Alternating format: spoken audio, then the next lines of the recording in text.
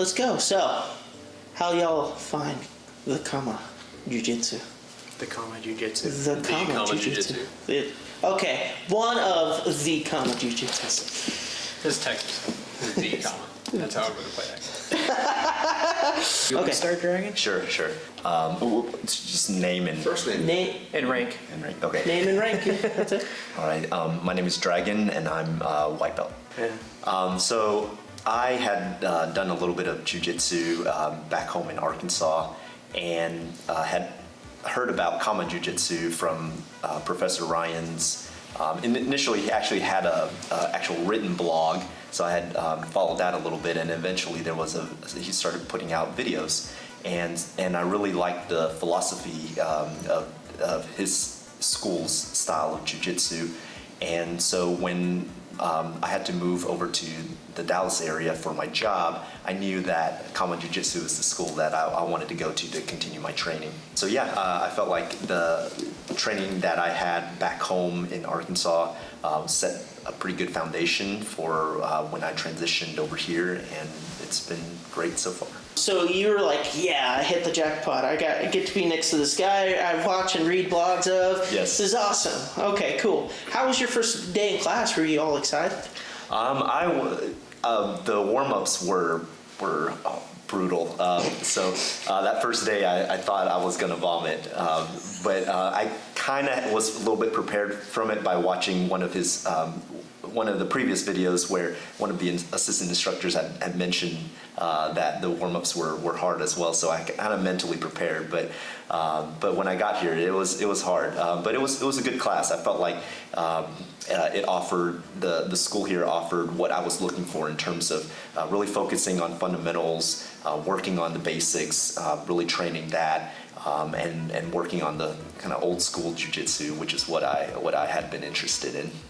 Okay. You know, my first day here in this studio, I did vomit after warm-ups. And I was out. I didn't train that day. I was like, hey, it's great to be back. And warm-ups, puked, but Cool. Yeah. Well, not cool, but hey. You know. It's just vomiting every once in a while. That happens. It happens. You just gotta work through it, or maybe just indulge in it for a little bit and then work through it. Since you started talking, why don't you introduce yourself? So I'm Zach. I'm one of the white belts up here. I've actually started training since August, but I signed on back in March. Really quickly after I signed on, I sprained my ACL. That was a lot of fun. I first heard about Kama Jiu-Jitsu. I originally got interested in it because a buddy of mine used to do defensive training. We were at his house. We used to box in high school, just kind of throw gloves onto the house and go for it. We started talking about defensive stuff, striking versus grappling, what if firearms are in the mix, what if blades are in the mix. And he mentioned that he used to teach hand-to-hand defensive training. So we were at his house, just started grappling. And he's shown me a couple things. I went home, hopped on Google, typed in jiu-jitsu, Kama Jiu-Jitsu, called Ryan, he picked up the phone, and that was back at Mid-Cities. And I was there for a couple weeks, talked to him. It wasn't in the budget at the time, and people talk about regrets, and that's one of mine, is not making it a part of the budget at the time, not making other sacrifices to prioritize this. Would have been a lot farther than I am, but can't change that. Can't let it slow you down. But that's how I found out. You gotta do what you gotta do. So, like Dragon, I moved here for work. So, I trained at a CTC, a Gracie certified training center up in Manchester, New Hampshire. And I joined that school because I wanted something that was really heavily self-defense based. And that's what I'm drawn to. I'm not as interested in the competition stuff. And when I knew I was moving down to Dallas for work, when they closed the location up north in New Hampshire, I got online and I started looking around, and I looked at a couple schools in the DFW area. There was no certified training centers around here. And I remember seeing Kama Jiu-Jitsu come up in my Google Maps search, and I went, Kama, I don't know what that is. And then later on, I was kicking around on YouTube, and I stumbled across a video with Master Dave demonstrating a headlock technique, which is, it's a very basic technique, but a very important foundational technique. Everyone should know how to get out of headlocks. So from there, when I learned that he was actually a RICKSON black belt, one of the Dirty Dozen, I knew immediately I wanted to come down and check it out. And from there, I actually found Professor Ryan's old videos, I think he had 3 different channels. He had a couple different YouTube channels, and I found maybe all of them. I watched all the videos, I called him up. He spent probably 45 minutes on the phone chatting with me, and then the next business trip I came down to Dallas and I did private, and I've been committed to coming here ever since. And I moved down last October, and I've been here training consistently ever since. So it's exactly what I was looking for. I wanted to stick with self-defense. I didn't want to go into the sport stuff. It's just not what I was interested in. So I was very happy to find Hicks and Gracie's Jiu-Jitsu here in Dallas, so close to where I was working. So we were talking earlier, you and Dragon, you guys both did the certified training centers. How did that help you transition into Jiu-Jitsu? Do you think that helped you, or did you learn a lot, or what are your opinions about that kind of, I guess, service? So I really liked the really focus on driving in the fundamentals. So when I was training at a CTC, that was pretty much what we focused on. The nice thing was that we also had videos that allowed me to watch them and really get into the mindset of what are the key aspects of each technique.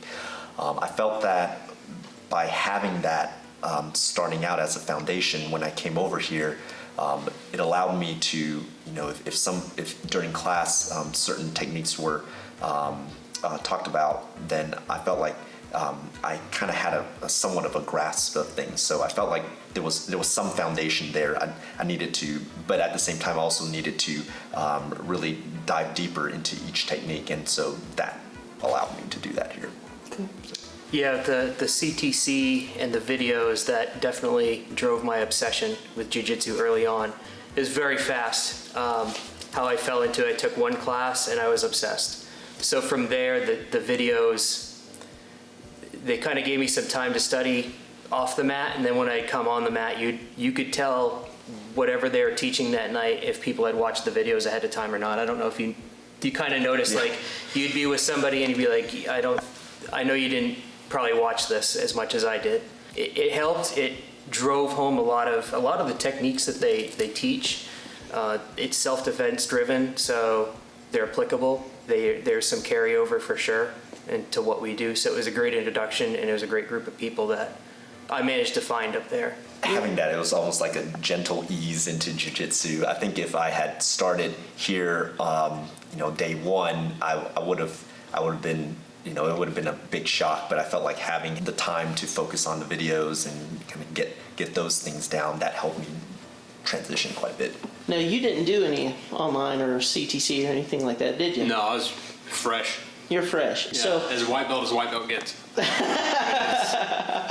well, this is a two-part question here, but what got you interested in jiu-jitsu then? I had started looking into a career in law enforcement, really not knowing how to fight and being aware that I didn't know how to fight. Okay. That was also, like they mentioned, this is more defensive than sport. Looked at the reviews. It was the first hit, and he was the first person I called, but I did beforehand I did look and make sure that it was more defense focused rather than sport. Now, would you be interested in having an online service available? Would you be interested in having an online service like the, Gracie Academy and so on and so forth?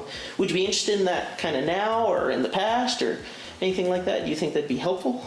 Yeah, I started a new job here pretty soon, and part of what I looked at is the new budget and hopping on the Patreon. Little Patreon plug there for you, Ryan. If people don't know, Ryan is he's monitoring in the corner there. Keeping an eye on us. Patiently making sure we don't. Sure that they go with the script and the propaganda. Yeah. Rusty's back here with the whiteboard. Yeah. Just don't pan over this way. There's.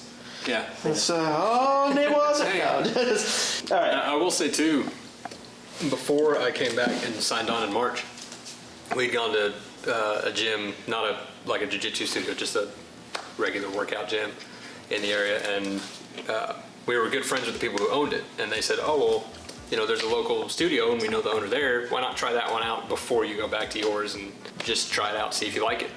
And I'm not going to name names or anything like that, obviously, but I went in once, we trained arm bars, first day, right out the gate. We did that for 10, 15 minutes. And then he was like, okay, start rolling. So I did a month at Mid-Cities, a year and 4 or 5 months prior to that. He paired me up with one of his white belts who'd been going consistently 3-4 times a week for 5 months. And that guy couldn't tap me, just from what I'd retained from that long ago at Ryan's. 1 month versus a year. Yeah, so I walked out the door and said out loud, yeah, I'm going back to Kama. Dang. I mean, it's night and day difference. Well, one nice thing too, one similarity between the CTC and here is that if you are a white belt and you're coming in the door and this is your first experience with jiu-jitsu, you're not going to get thrown into the fire. No. You're going to be eased into it. You're not going to, I mean, you heard about the warm-ups. Yeah, the warm-ups are hard, but that as a white belt will be the worst thing that you go through in the class. You're not going to get put in and roll with a monster right away. It's not Really, how it you works. don't even roll right away. No. You got to make sure that we know how to defend certain things, that we know how to do it safely before getting put in a situation where you can get hurt. Yeah, the CTC did that. We do that here. It's important. Yeah. Is it what you guys expected? Yeah, that's a good one. It's more intense. It's heavier. Yeah. You don't, yeah, it's heavier. When you run into guys that know how to use their weight and apply it and move it and stay connected, and they understand the concept of connection, they understand base, posture, it feels totally different. That was the first thing that I knew right away. So that I didn't know to expect right away. So that was a surprise. Yeah. That was probably the biggest thing for me too. Not knowing how much just pressure can suck. Yeah, learning about weight. Me being one of the smaller guys here, that's been one aspect that I feel like is different, especially people that do know how to use their weight. It becomes a challenge for sure. Cool. So one thing I guess kind of want to bring up is how everybody comes from different walks of life. Why don't you tell everybody in a general sense what you do for a living? I'm a pediatrician. Right now I'm focusing more on education. And I'm a risk strategy analytics guy working for an acquirer, a credit card processor. Yeah, I'm a parts guy at a dealership, but here pretty soon I'll be inventory management at a different dealership. And one thing I do want to say about the crew here in this place, and I don't know if I've ever said this, I may have mentioned it to you. It was pretty easy to gather kind of early on that I was probably the lowest earner here. No one has ever made that a factor, made me feel any differently because of that. Like you're just part of the crew here. And Brian mentions it that you get involved and it's like a Kama family. I hate to get all cheesy in the middle of the video, but it absolutely is. I mean, it's never been brought up. From my experiences, it's that way as well, Yeah. Ryan kind of invites me to everything that they do, and I'm probably the youngest dude. Ha ha ha ha! I get to come to the parties, and all that. But it's I show up and everybody treats me with respect and like, oh hey Rusty, Yeah. I'm glad to see you. Yeah. Yeah. I guess maybe I'm funny or funny looking. Either way. How old are you guys? Just talking about different walks of life and stuff. I'm 34. Yeah, me too. 34. Gotcha. I'm 25. You're younger than me. I'm the baby. You're the baby. Well, but yeah, so do you feel like that's actually improved your experiences, having this kind of mixed amount of people, or kind of at least maybe a mixed amount of work? Because it's pretty... A lot of martial arts studios, at least from an outsider looking in, seem to be guilty of professional martial artists who that's all they care about, is being a professional, using martial arts as a profession to make money and as a business, not so much as a school, but to win fights. They're not interested in the self-defense, they're interested in the sport. Do you feel like that this school has contributed to that, or do you feel it's kind of on the opposite end of that? I like the fact that many of us are working professionals who have to get back to our normal day jobs, and so there's not much of a culture of really, killing each other while we roll, to some extent. So yeah, I feel like having that culture here makes a big difference for what I was looking for. So like this jiu-jitsu's, what our jiu-jitsu is meant for every man. It's not meant just for the top professionals. And woman, yeah. Yeah. So Jeez, Rusty, be inclusive. we it's everyone's really concerned with making each other better. Yeah. At this stage in our lives, that's pretty much what we come here for, is to be better ourselves and then lift other people up with us. Because everyone here, we all get along really well. We all get together. There's parties. So everyone's very relaxed and comfortable around one another. And people up here are helpful too. You'll be in the middle of rolling with somebody and you'll blank on something or maybe doing something wrong and they'll kind of stop you like, hey, your arm's in the wrong spot. You need to be further. Like little things like that. Just overall, everybody seems to be pretty helpful and like they said, focus on improving rather than focusing on winning. Yeah.